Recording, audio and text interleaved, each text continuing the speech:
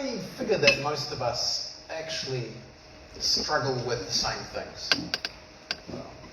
For many of us, even after a long Christmas holiday, there's a bit of a 2020 hangover.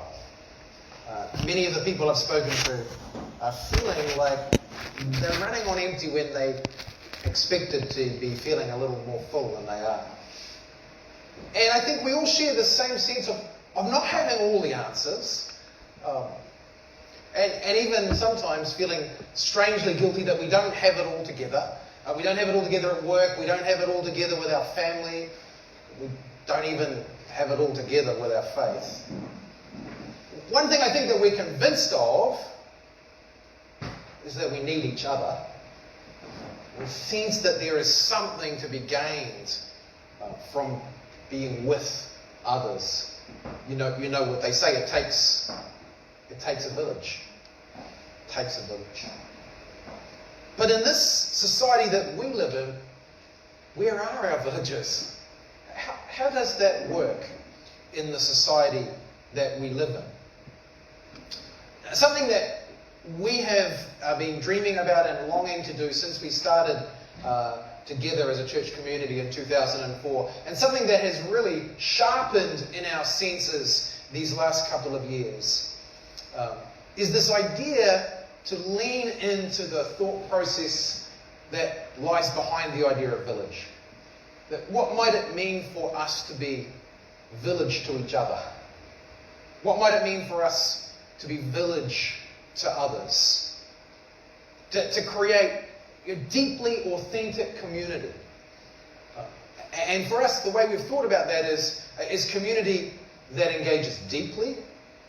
So it's not shallow. It's not surface only. A community that responds instinctively. So you can't fake that moment of genuine interest and concern and empathy. How might we be a part of that? And which supports freedom. There's a kind of a no-strings set of relationships that play out in the way that love is given and experienced. I think this has been true for many of us, that we long to be a haven for lost souls, a place for people of all kinds of backgrounds, all kinds of experiences, get to relate with integrity. They get to bring who they are. They get to relate with authenticity. And we get to do that with large doses of compassion, which constantly puts ourselves in the shoes of others. In other words, to be a village. But village life is not perfect. We know this. Utopia is not attainable in this life. But you know what? I believe that village moments can break out. Moments where we really are the village. They can break out and surprise us and delight us and inspire us and hold us and love us. It's been our habit for some years now, and a rhythm that we engage together. So as we come to the beginning of a year, to ask God to give us a sense of what this year is going to feel like and taste like and be like, so that we can respond with a level of intentionality to where we think He might be leading us. And we've been calling that our thematic goal. A theme that lives and breathes through what we do in a year. And maybe guides us in areas where we want to push out and try new things. And this year our thematic goal is living as a village that offers Jesus life in all its fullness. And for us that means spiritual. It means physical. It means emotional. It means social fullness. And so tonight we ask the question, what is the village? What is the village? Would you pray with me? Father God, we long to be a part of a community like that. A community where we get to be noticed, where we get to have significance, where we get to be loved, where where there is joy and mourning, where there is celebration and lament. And God, we long to be a part of a community that doesn't simply look inward and be any old kind of club. God, we long to have the opportunity to share that with others. So as we gather around your word tonight, as we listen into what your Spirit might say to each one of us and what it might say to us collectively, we ask for the kind of vision, the kind of inspiration that would lead us in that direction. But also, God, we ask for your Spirit to empower, and to refresh, to convict where you need to, and to heal where that's what we need. We ask it in the name of Jesus. Amen. It seemed to me that as we thought about this Sunday, that it was a Sunday for really returning to the basics in one sense. And so we are in Matthew 22. It happened to coincidentally align itself with Valentine's Day. What better thing to do on Valentine's night than to just sit with others in a church setting and just learn about God's love? Thanks for coming. Thanks for doing that together. We gave you dinner. I mean, there was no champagne, but it was a start. And so tonight we're going to tease out a little bit about how these really central verses that we find in Matthew's Gospel, how they relate to us. Now, the idea here in Matthew 22 is that Jesus is being tested. The Pharisee, who's a lawyer, asks Jesus a hard question. What is the greatest commandment? What is the greatest commandment? And you suspect that the lawyer's curiosity is not just an intellectual curiosity. He didn't just wake up that morning and think, I wonder what Jesus thinks is the most important part of the law. But because he was a Pharisee and because he was considered an expert on the religious law during the day, and because they had already had multiple run-ins with Jesus in the past over the interpretation of religious law, there was more going on here. In fact, earlier in the same chapter in Matthew 22, you can have a look at it when you get home. Some Pharisees had tried to trip Jesus up by asking whether it was okay to pay taxes to the Roman government, whether it was lawful to render unto Caesar. And then just before our passage, just before we get to this part of Matthew 22, some Sadducees, another sect of Jewish religious leaders associated with the temple there, and really who are known for their denial of belief in the possibility of resurrection. They ask the question that we're all asking on Valentine's Day. This is a really practical question to ask on Valentine's Day. And it basically goes like this. If I marry more than one person, who am I married to in heaven? I mean, this is a question that people are asking even now. And the example they give suggests multiple partners. If you want to know the answer, Jesus is pretty clear on it. And you can go and read that in Matthew 22. It seems that these Pharisees, these Sadducees, these people who at one level represented the establishment, just couldn't resist trying to trap Jesus verbally.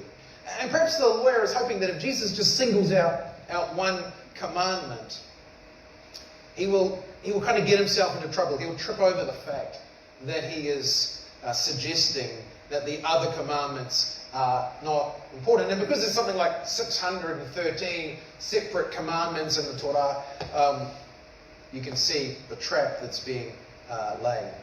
How could even Jesus sum it all up in just one law? Well, it turns out that it is actually too much even for Jesus to just give one law. So he gives us two. And it starts with this central idea of loving God. This idea that God might be at the heart of everything. And what Jesus is quoting from in Matthew 22:37, he's actually quoting from the Old Testament, from Deuteronomy 6, verses 4 to 5. And this passage is a passage that's used regularly, even now, today, by Jews in their daily prayers, in their morning and evening prayers. They will still pray this prayer. Hear, O Israel, the Lord our God, the Lord is one. You shall love the Lord your God with all your heart, with all your soul, and with all your mind. So Jesus takes this passage, which is central, a foundational principle of Judaism, and it's smart because it's not one that the Pharisees could have found fault with. But what we call the Great Commandment, the greatest commandment, is a second critical dimension to it. Jesus wants this lawyer, this Pharisee, who's so obsessed with keeping the law. And in other places, Jesus talks about the Pharisees as being the kind of people that are so obsessed with keeping the rules that they are like putting burdens on the backs of people. That's how he talks about them. Jesus wants this Pharisee to see that our love for God and our love for each other are actually two sides of the same coin, that these are unable to be pulled apart, that they exist together. And again, Jesus is pulling this out of the Old Testament from Leviticus 19:18, when he tells us, you shall love your neighbour as yourself. And what I love about this passage, and it's repeated in other parts in other Gospels, and sometimes connected with different stories, is this idea that you and I might learn to love God with all our heart, with all our mind, with all our soul, and with all our strength. That you and I might be connected deeply to God, emotionally, intellectually. That we might be connected to Him spiritually. That even our physical bodies might be connected to God in ways that we don't appreciate. And then that we might also be connected socially. That we might learn to love neighbour.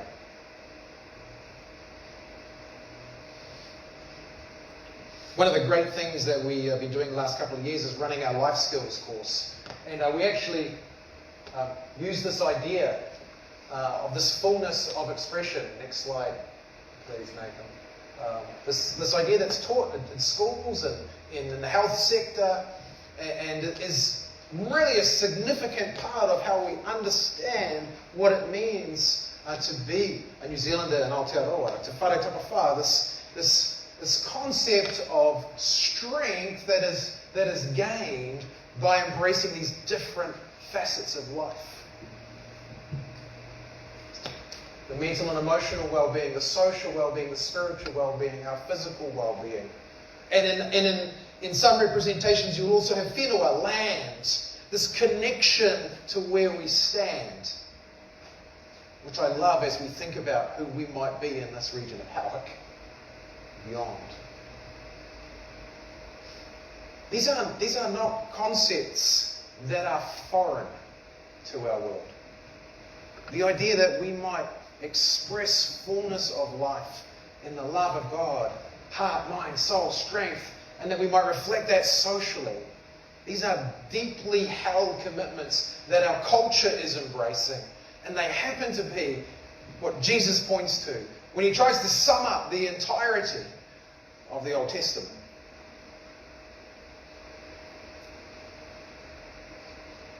But this is our village. This is what the village looks like. This is who we're called to be. People who love God, heart, mind, soul, strength, who are learning to do that. I feel, for me, that there are some parts of that come more naturally for me, that God has allowed me to grow more in some of those than others. I'm on the journey just as you are. I thought it would be fun to just take a look at what we are sensing God is calling our village to look like. And some of this I'm going to refer back to some things that we have talked about in 2020 as we've been preparing for 2021. And as we came out of our lockdown experience last year, we talked about the journey that Nehemiah was on as he headed back to Jerusalem, as he dreamed of walls being restored. Because a village has walls. A village has walls. And Nehemiah dreamed of a city restored, of a community that was rebuilt. He dreams of people being restored from a place of exile, from a place of being in the desert, to a place where they're brought into this vibrant relationship with God, whether they're experiencing the favour and the presence of God in everyday life. And his attitude to walls, which was, by the way, his day job, his attitude to walls was profound. And for Nehemiah, walls served different functions. Some of you are thinking, didn't you preach like a whole 25-minute message on this? Yeah, I did. I'm not going to do that now. For Nehemiah, walls provide shelter. For those who need an oasis, for those who need respite from the elements, walls provide shelter for those who are struggling with their circumstances. Walls provide a place to belong. One of humanity's deepest needs is to be connected to each other. It's no accident that when God creates, He creates a family. That's how He works. You want to have a deep need to be connected to one another. Walls provide protection from those who seek to harm. And for many people in our community, the threat level is higher than we might know. Many in our community are struggling with things that they need, where they need protection and security and help. And this is one place where they find it. And finally, really interesting part of Nehemiah's wall building, walls actually provide a place to proclaim from. There's height in the wall. You can see who's out there. And walls can offer that place of perspective where we can proclaim to those inside and outside the wall, where we can speak to them of the dream that God has for each one of us, that we might be restored to whole people who are able to love God, heart, mind, soul, strength, and love each other in the same way. And so our posture as the village, the way that we set ourselves as the village, is to invite people to this place of shelter and belonging and protection. And our proclamation is Jesus, who's come into the world to make this possible. There's two things that of five that I want to share with you tonight that are a part of this thematic goal that we might learn to live as a village and offer Jesus fullness. The first one is we feel like we need to relearn the discipline, the art of celebration. I think it's appropriate for an 80s pop culture reference. We need to party on. Dudes. Well, YMCA. But it is, I think, a real discipline and to learn to celebrate and to invite others into that celebration. I don't believe that as a culture, Kiwis are any good at celebration. We do much better at decapitation, right? Decapitation rather than celebration is the way that we work. Chop them off at the knees, keep them humble. We're actually doing them a favour. But what if we learn to celebrate each other and to celebrate the work of God among us in a way that really calls us back to the why of all of this. And for us as Session Community, that why has always been caught up in our vision, the vision of life encountering truth. That it's possible for a human life to encounter truth so deep that it arrests and surprises and thrills and transforms. Not truth as the kind of set of rules that the Pharisee wanted to put in play, but truth which is a person, Jesus. The truest experience that a person can have is to meet Him. And so we want to celebrate what God is doing among us, talking about it, making that a platform, a place to proclaim who it is that Jesus is to us. Second thing we want to do is we want to amplify our conversations. We want to turn it up. I believe that in the different ways that we have community conversations, whether we do it here on a Sunday, whether we're doing it in what we offer through our community trust, whether it's in life skills or in parenting seminars, any of these community conversations that we're having, we need to crank the volume on that. And now I don't mean to do that. I don't want to. This could be a trigger moment for at least one of you. I don't want to do it in such a way that it has people calling their existential noise control officers. Because it's not about being rude. It's not about being arrogant. Sorry, did I just look over? That was just like a complete accident, Noah. No. Do you have their number, by the way? It's on speed dial. It's not about being rude. It's not about being obnoxious or brash. It's about being clearer. It's about being clearer. And we get clearer in the way we communicate by really understanding why and what's at stake for people. But we also need to get louder. We need to find ways to amplify our conversation out across a whole range of platforms and channels. There's a few ways that we want to do that that are really practical. And they range from kind of major dream to something that we can do tomorrow. Let's start with major dream. One of the things that we've been working on as we've come out of this period of lockdown and all that it revealed to us about what's possible in the digital space is the Village Project.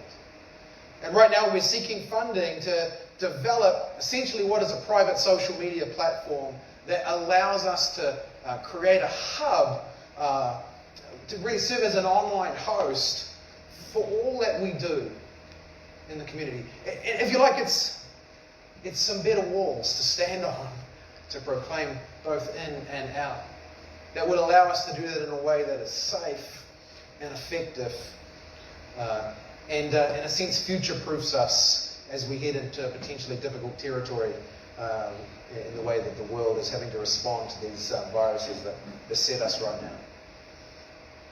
But the Village Project is not just something digital.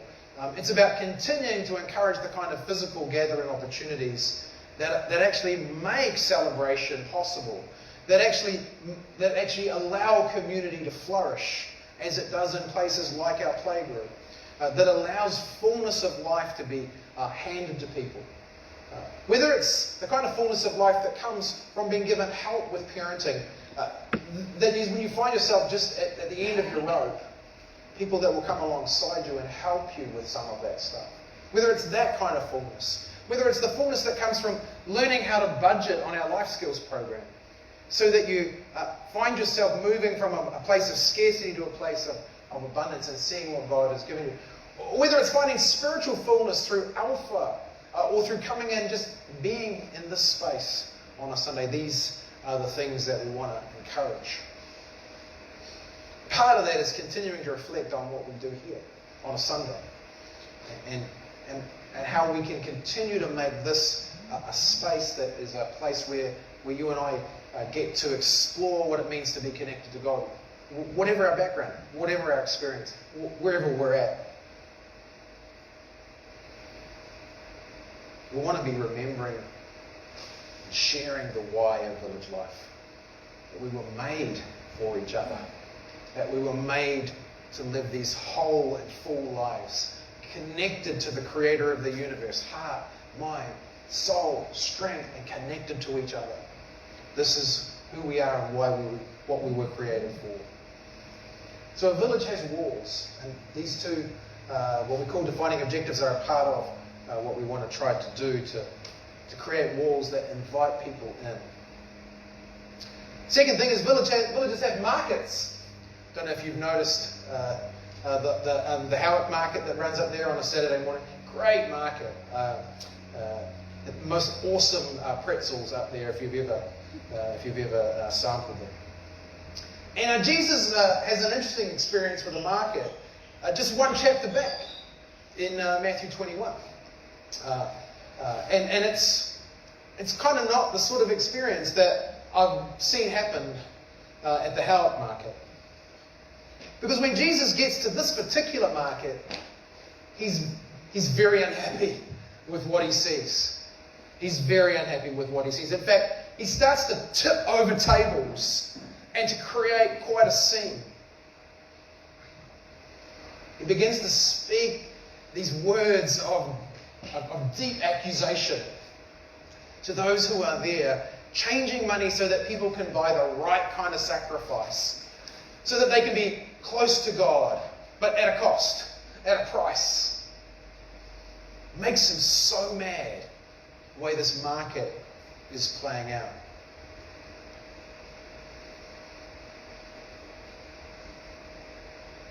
See, Jesus clears this market because he's infuriated at the possibility that anything would stand in the way of someone finding God. He's infuriated by it. It makes him so mad. And so he will do anything to change that. He will do absolutely anything to create the kind of access that these people deserve, that will push aside the barriers that are stopping them getting to the temple. He'll do anything. And in the end he does.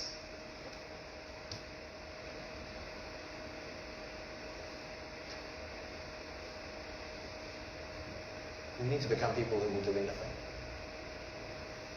Look, I know how hard it is to push aside the barriers that people have in their lives to discovering who God is. I know how hard it is.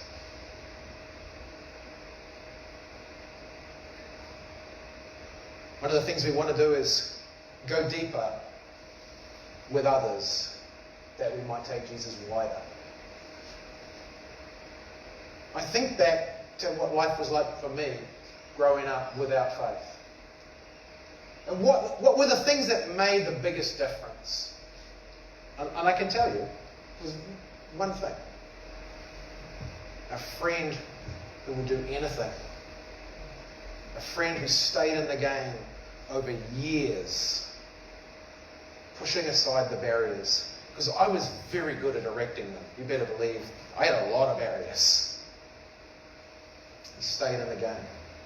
He continued to love. He continued to invite and to share and to show what it means to follow Jesus. See, I think for us that looks like prioritizing relationships with others. Not so that we can somehow push them into life with God, as if He is not already there. Sometimes I think we overestimate the challenge of inviting people into this life, as if God is somehow absent from everyone's life except ours. The truth is, God is at work everywhere and in everyone. For us, it's just about showing up and being a part of what He's already doing. But it requires showing up. And sometimes it requires staying in the game. And it means being prepared to go deeper, to hang in. Now, our national movement has a national strategy around what it might look like for us at the moment as local churches around New Zealand, to stand next to people who are standing at the edge of rivers, ready to jump in to life with Jesus, kind of drawing on Joshua 3 and the movement of the people of Israel across the river. And as a part of trying to help us think this through, the national movement has said to us, if you were to think about what it would look like for 5% of the total number of your worshipping community to cross over in a calendar year, what would that number be? Not because they want this to be about numbers, but because they want to challenge the way we think.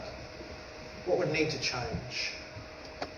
So Possession Community's worshipping community number at the moment is 120. Believe it or not, if you all show up, it's 120. Please show up. Sorry, different sermon. What's 5% of 120? All right, how many people came to Christ through Session Committee last year? 2. Yeah, sorry, I was giving you a bit of a hand. Two that we're clearly aware of.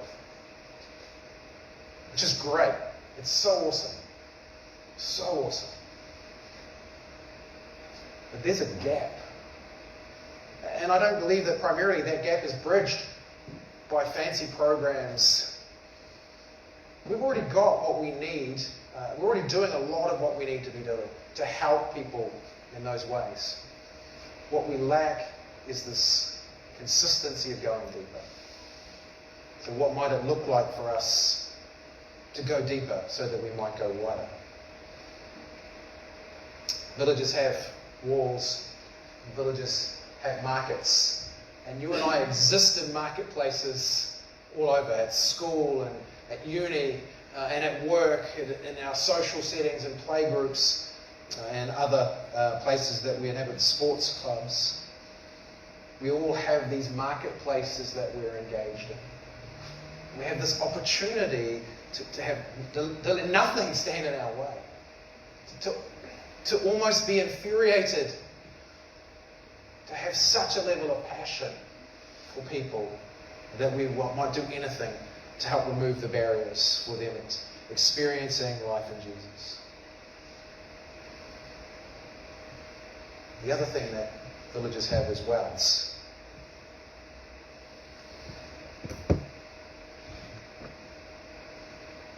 Jesus had a bit of experience with wells. In John 4 in particular, he encounters a woman at a well. She's a Samaritan woman. So on 2 counts, she's not somebody that he should go deeper with. She's a woman, and she's a Samaritan, so she's not to be trusted.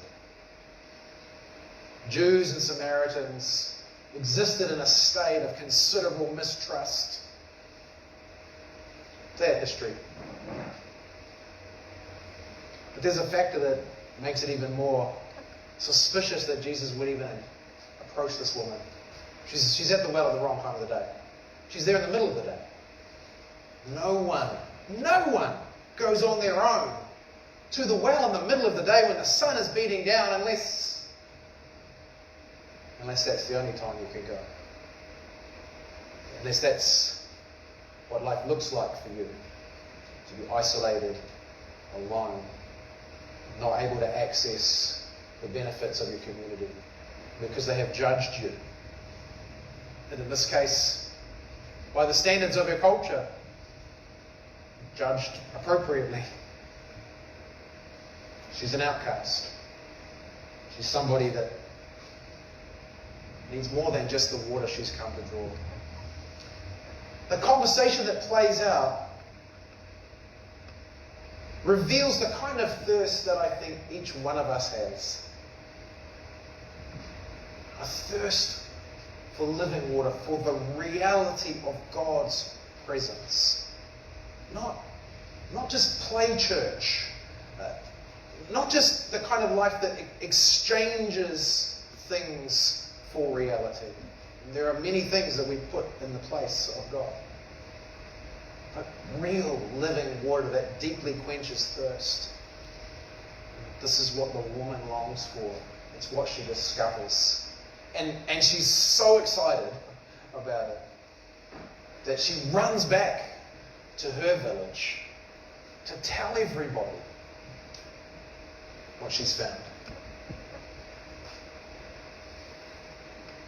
So we sometimes think of people like the woman at the well as like She's the charity case that Jesus helped out that day. Isn't that good? Isn't that nice that Jesus helped out that poor lady that day? As if somehow we don't need that kind of help. We don't have that kind of thirst.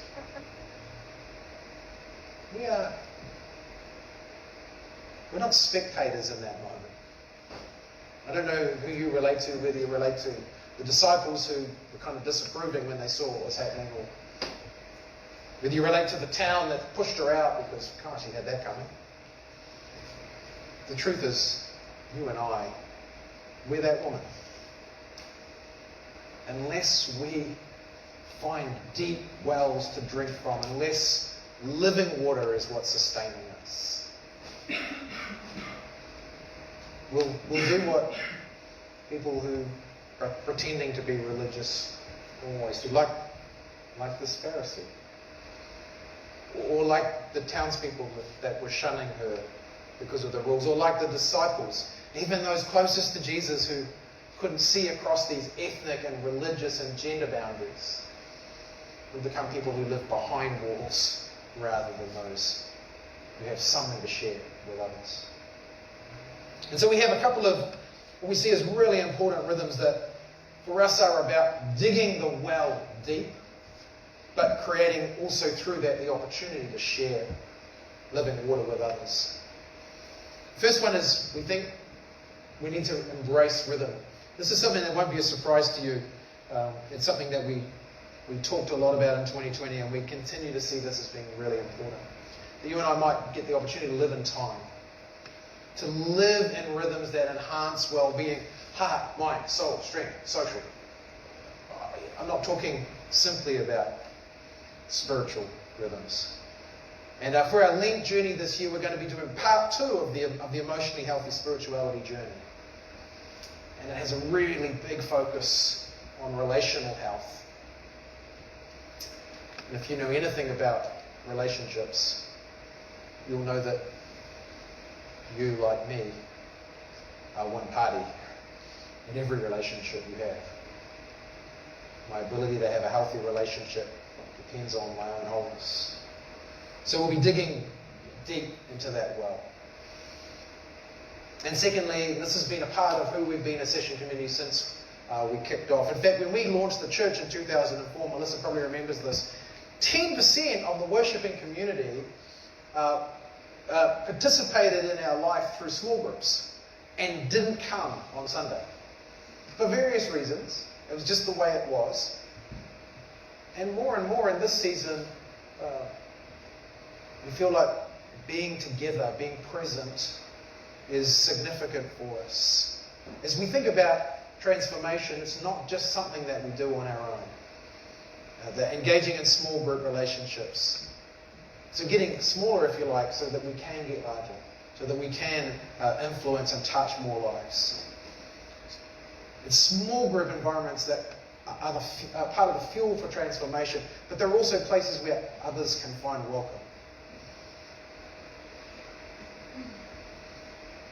And to do that, whether it's a small group or a mentoring relationship or a prayer group, or whether it's developing what we're doing in children's ministry or in youth ministry, we're going to need to make space in our own lives so that we can make space for others. It doesn't just happen by carrying on the way we are. This is the dream. This is what it looks like for us to be the village in 2021. That you and I might be able to, together, offer fullness of life. This fullness of life that Jesus calls us to. This fullness of life that encompasses our heart, our mind, our soul, our strength, that flows over into our relationships. That offers a genuine pathway to what our culture is already celebrating as a kind of a holistic lifestyle that embraces spirituality.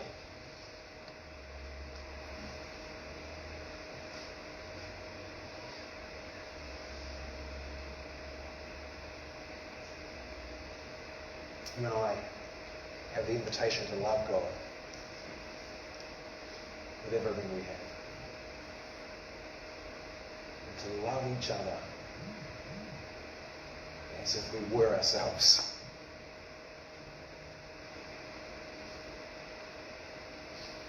There's so many ways that in the next week or so we're going to be inviting you to get involved. Some of those things are already out there. There are already lots of hooks in our emails around joining small groups, getting connected through partnership, finding ways to belong and be a part of the village. I encourage you to continue to take those opportunities as they arise. And tonight we're going to actually act this great commandment out. And we're going to act it out in this meal of Holy Communion.